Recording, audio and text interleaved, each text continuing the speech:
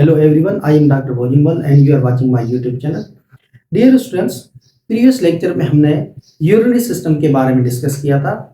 Urinary system में kidneys are primary structure that excrete waste product from our body.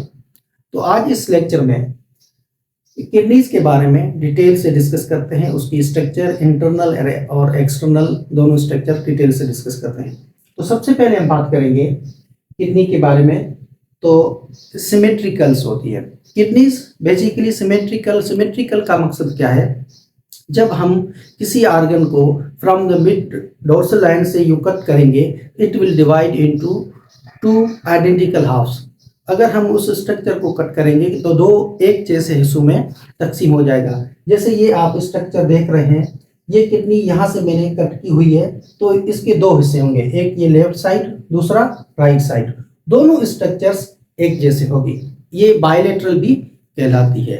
उसके बाद दूसरा यहाँ पे टर्म है बीन शेप। अगर हम इसकी स्ट्रक्चर के बारे में देखेंगे, ये आप यहाँ पे किडनी देख रहे हैं, इसकी स्ट्रक्चर बीन शेप्ड होती है। मीन्स जैसे लोबिया की स्ट्रक्चर आपने देखी होगी, इसकी स्ट्रक्चर बिल्कुल लोबिया की तरह है, तो इसे कहा जाता है बीन शेप।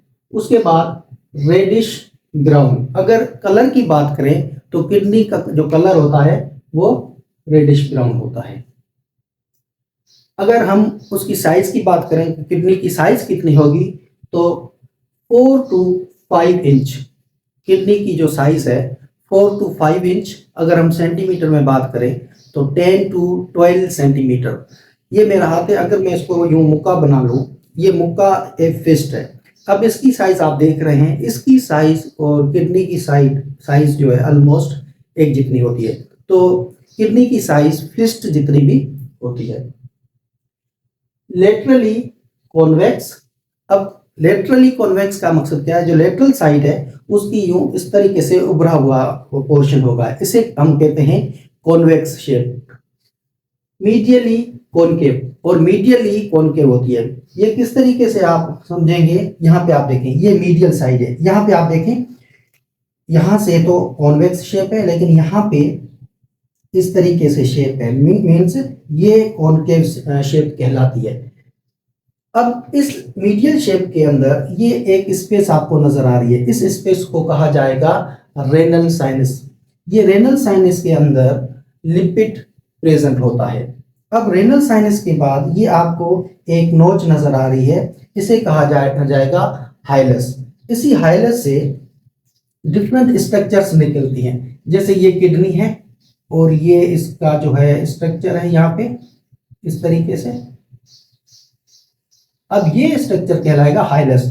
हाइलस से यूरिटर्स भी निकलता है, डिफरेंट वेसल्स भी निकलते हैं, और यहाँ से लिम्फेटिक वेसल्स भी निकलते हैं, और यहाँ से न्यूरॉन सेल भी निकलते हैं। तो ये जो स्ट्रक्चर है मीडियली साइड, इसको कहा जाएगा हाइलस। ये मैंने यहाँ पे भी दिखाया हुआ है, ये आपको ब्लैक कलर का राउंड मैंने स्ट्रक्चर दिखाया हुआ है, इसलिए हमने हाइलस इसे कहते हैं। यहाँ से डिफरेंट स्ट्रक्चर्स निकलती है। अगर हम लोकेशन की बात करें कि किडनी हमारे बॉडी में किस जगह पे प्रेजेंट होती है, located just below the ribs. ये हमारी रिब्स है, रिब्स के just below in the abdominal cavity में ये किडनी प्रेजेंट होती है। One on each side of vertebrate column. ये हमारे एब्डोमेन के यहाँ कैविटी में प्रेजेंट होती है, और ये वर्टिब्राई है, वर्टिब्राई के दोनों साइड पे प्रेजेंट होती है, एक राइट साइड, दूसरा लेफ्ट साइड। और वर्टिब्रा यहाँ पे लिखा हुआ है 12th और यहाँ 3rd। इसका मकसद क्या है? इसका मकसद क्या है कि ये थोरेसिक का जो 12th वर्टिब्रा है वहां से ये किडनी स्टार्ट होती है लोकेशन, और ये 3rd जो लंबर वर्टिब्रा यहाँ तक जाती है। तो इनकी लोकेशन जो है 12 के 3rd नंबर के दरमियान ये पाई जाती है।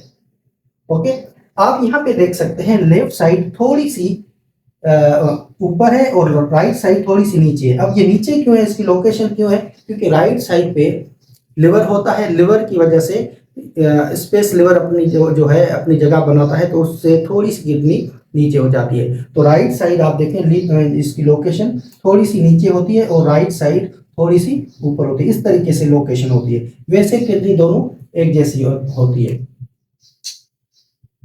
रेट्रोपेरिटोनियल, रेट्रोपेरिटोनियल का मकसद क्या है?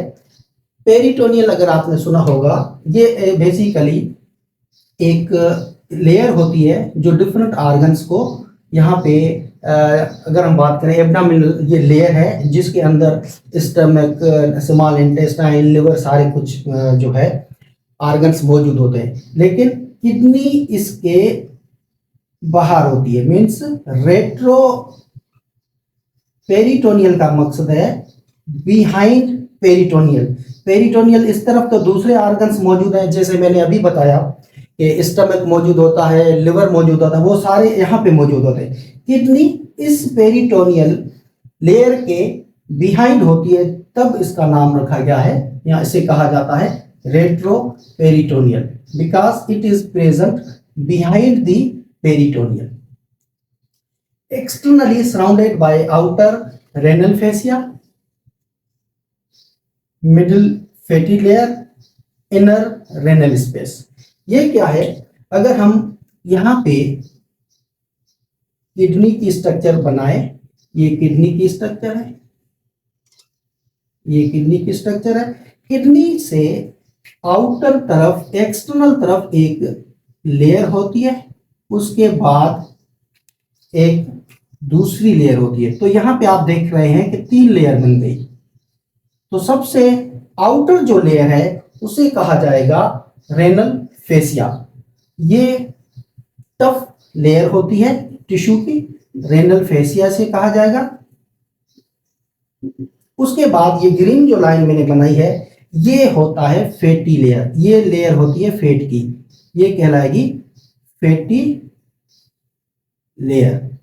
इसका काम क्या है? ये प्रोटेक्ट करती है किडनी के इंटरनल स्ट्रक्चर को।